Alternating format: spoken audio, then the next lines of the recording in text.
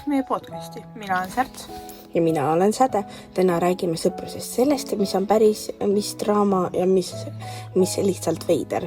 Alustame lihtsast küsimusest. Mis on teie arvates sõprus? Ja kuidas sa tead, et keegi on sinu sõber, mitte lihtsalt sõbralik tuttav? No ma arvan, et on 3 tüüpi sõprust. Need, kellega sa igapäevaselt räägid, need, kellega sa ainult aeg-ajalt suhtled ja need päris sõbrad, kes oleks sinu jaoks olemas igas olukorras.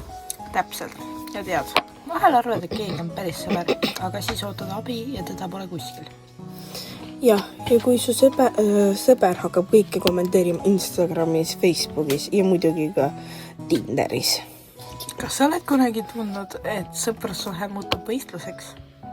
Absoluutselt, mõnikord on täiesti alateadlik, keegi ostab uue koti, keegi saab parema töökoha ja ootamatult tekib veider vibe.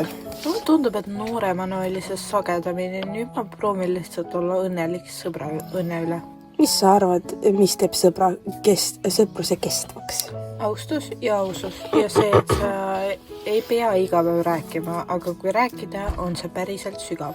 Täpselt, ja ka andestamine. Draama tuleb alati, aga kui suudad sellest üle olla, on sõprus tugev.